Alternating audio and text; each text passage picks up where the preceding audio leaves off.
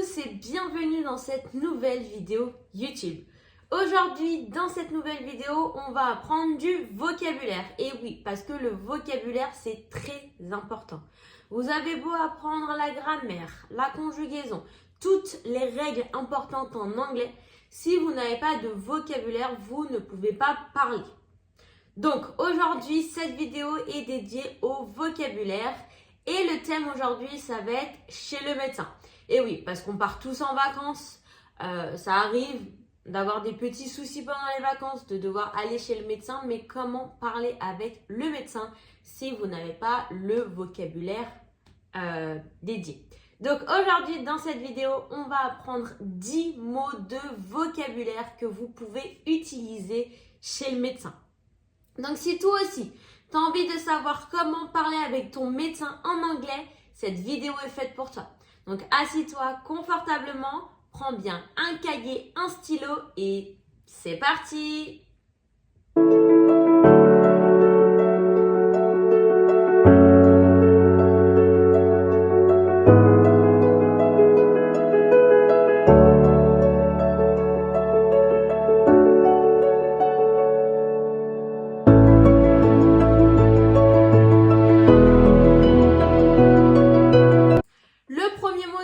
Vidéo, ça va être le mot de base. Comment on dit un médecin en anglais? Donc dans cette vidéo, on va apprendre du coup les mots de vocabulaire, mais des mots de vocabulaire peuvent changer en fonction du pays où vous allez.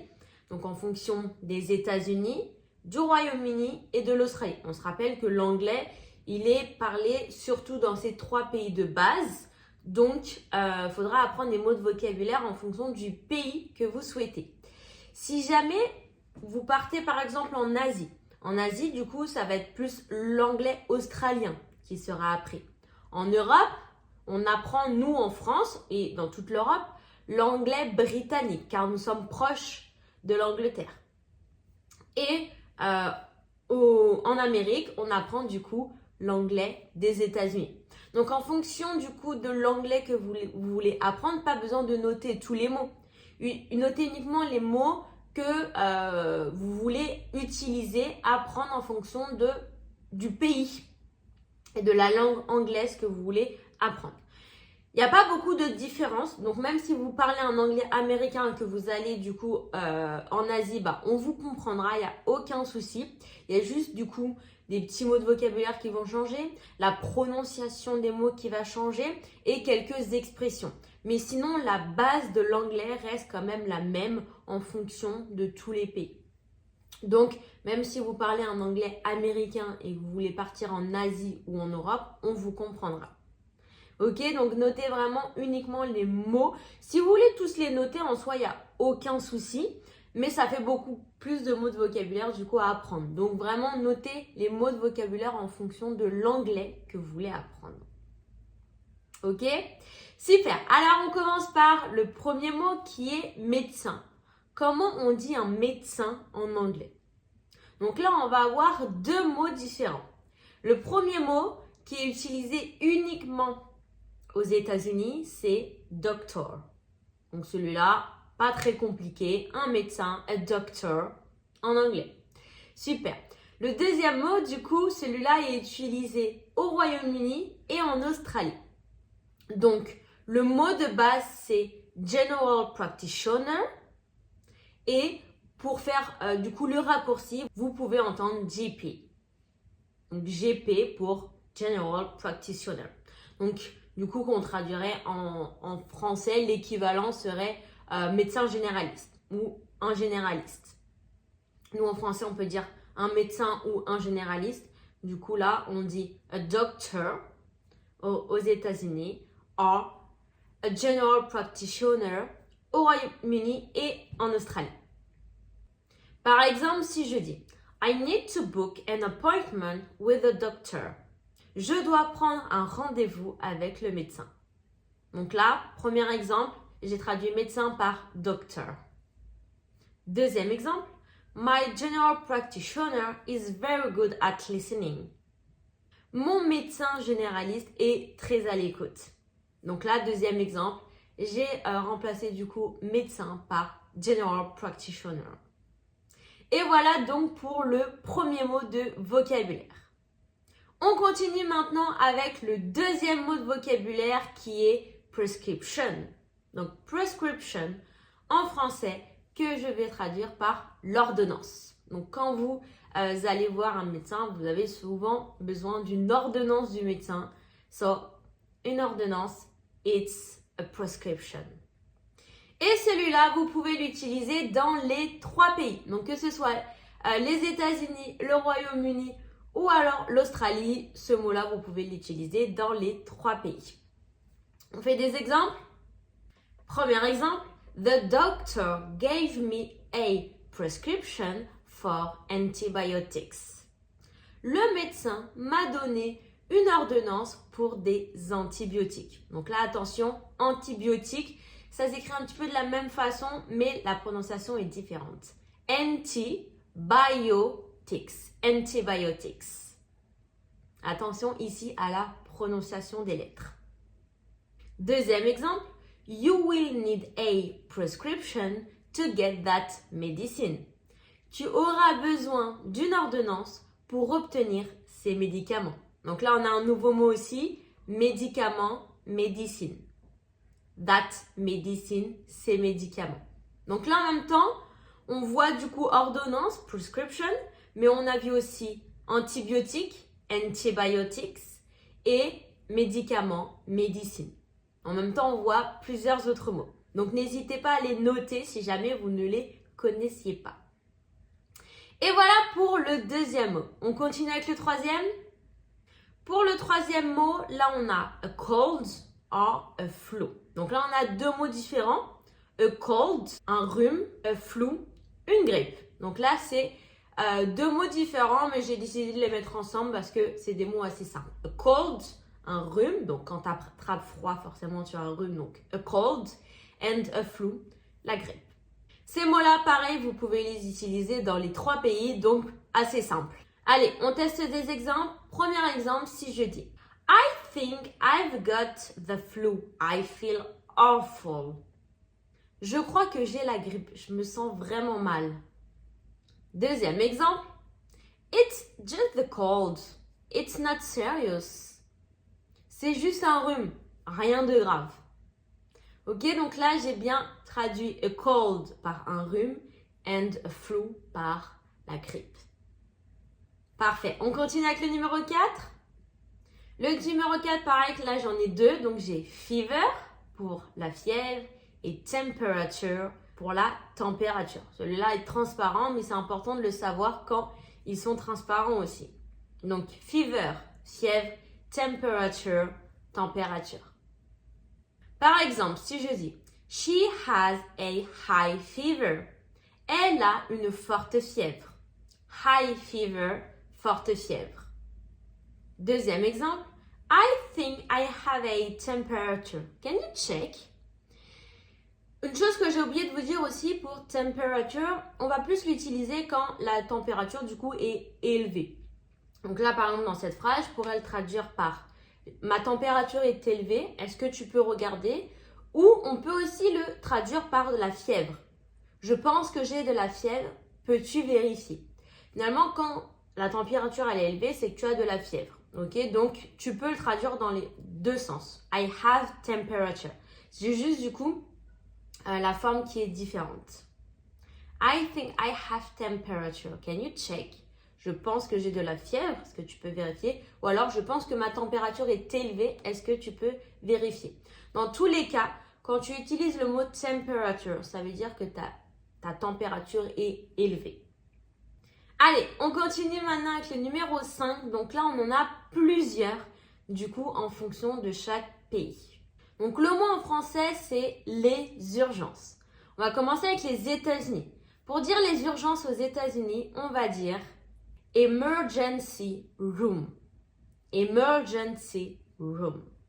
Pour le Royaume-Uni, on va utiliser accident and emergency. Tu peux aussi voir du coup A and E. Accident, A, emergency, E.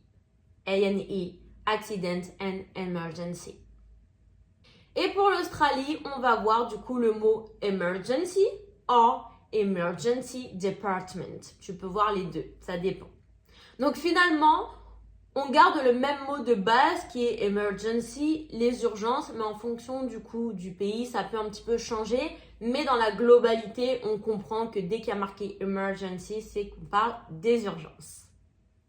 For example, if I say, take him to the ER right now. So ER, it's for emergency room.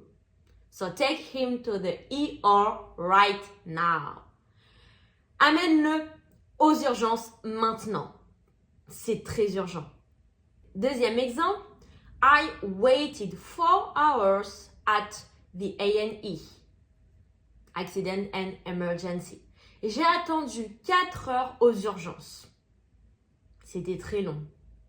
Voilà, donc emergency, emergency room, accident and emergency department or just emergency to say les urgences. On continue maintenant avec le numéro 6 et là on va utiliser le mot check-up qu'on peut utiliser dans les 3 pays pour dire tout simplement les contrôles médicaux de routine. Voilà, un contrôle médical de routine et just a check-up. For example, I'm going for a check-up next week. Je vais faire un contrôle médical la semaine prochaine. Second example, it's just a routine check-up. C'est juste un contrôle médical de routine. That's all. A check-up, un contrôle médical. On continue maintenant avec le numéro 7. Donc là, c'est pour dire une piqûre ou un vaccin. Donc là, on a plusieurs mots en fonction des pays. Ici, aux États-Unis, on va dire a shot. And au Royaume-Uni et en Australie, on va dire a jab. A shot and a jab. For example, I got my flu shot yesterday. J'ai eu mon vaccin contre la grippe hier. My flu shot. Mon vaccin contre la grippe. Deuxième exemple. Have you had your COVID jab yet? As-tu eu ta piqûre contre le Covid? Donc là, j'ai bien traduit piqûre et vaccin par shot and jab. Donc là, les deux, du coup, nous, on a 2 mots en français, mais en anglais, on n'en a qu'un seul pour dire les deux. On continue maintenant avec le numéro 8 et là, c'est pour dire un pansement. Donc pareil, on a plusieurs mots. Aux États-Unis, on va dire band-aid, band-aid. Et au Royaume-Uni et en Australie, on va dire plaster, plaster. Band-aid, plaster. For example, do you have a band-aid? Est-ce que tu as un pansement? Deuxième exemple, put a plaster on it so it doesn't get infected. Mets un pansement dessus pour que ça ne s'infecte pas. Donc là, on a 2 mots, Band-Aid. Band-Aid, c'est une marque déposée un peu comme Kleenex aux États-Unis. Et ensuite, de l'autre côté, on a Plaster pour un pansement. On continue maintenant avec le numéro 9 et l'avant-dernier de cette vidéo qui est du coup un médicament pour la douleur. On va appeler ça painkiller. Donc un médicament, on l'a déjà vu au début de la vidéo, c'est a medicine. Mais là, quand c'est un médicament pour la douleur, spécialement pour la douleur, on va utiliser le mot painkiller. Donc là, on a pain, la douleur, et killer, un tueur. Donc le tueur de la douleur, painkiller. Donc on traduirait en français par antidouleur, tout simplement. Celui-là, il est utilisé dans les 3 pays, donc aucun problème pour ça. Donc painkiller, on va voir quelques exemples. So first example. Take a painkiller if it hurts too much. Prends un antidouleur si ça fait trop mal. Second example. Do you have any painkillers? Est-ce que tu as des antidouleurs? Donc painkillers, antidouleurs. Et on arrive maintenant au 10e et dernier mot de cette vidéo. Donc là, pareil, on en a 2. Donc on a infirmier, infirmière ou alors ambulancière. Ambulancier, ambulancière. Donc là, pareil, les 2 mots sont utilisés dans tous les pays. Donc premier, infirmière, on va le traduire par nurse. Et le deuxième, du coup, l'ambulancière, on va le traduire par paramedic. Nurse and paramedic. First example, the nurse will call you shortly. L'infirmière va bientôt t'appeler. Second example, the paramedics arrived within minutes. Les ambulanciers sont arrivés en quelques minutes. Ok, donc là, il n'y a pas de différence entre le féminin et le masculin pour les deux mots en anglais. Donc, infirmier, infirmière, nurse, ambulancier, ambulancière, paramédic. Et voilà, donc c'était le 10e et dernier mot de cette vidéo. J'espère que cette vidéo t'a plu et que tu as pu apprendre plein de nouveaux mots de vocabulaire. N'hésite pas à me faire des petites phrases en commentaire avec les mots que tu ne connaissais pas déjà pour que je puisse te corriger et voir si tes phrases sont correctes. N'hésite pas pareil, du coup, à les noter dans un petit cahier pour si jamais tu voyages et que tu as besoin d'aller chez le médecin à l'étranger, au moins tu sauras du coup discuter ou demander tout simplement, prendre un rendez-vous, demander un conseil, etc. en anglais. Même si juste tu vas à la pharmacie maintenant, tu sais comment dire un médicament et un antidouleur si jamais ça peut te servir pendant un de tes prochains voyages. Si toi aussi tu veux en apprendre plus en anglais, n'hésite pas à m'envoyer un mail tout simplement avec écrit anglais et du coup je t'expliquerai comment je peux t'accompagner et t'aider à atteindre tes objectifs linguistiques. Et si cette vidéo t'a plu, n'hésite pas à me laisser un petit pouce bleu, ça me ferait énormément plaisir. Et en attendant, on se dit à la semaine prochaine pour la prochaine vidéo. Goodbye, see you next week.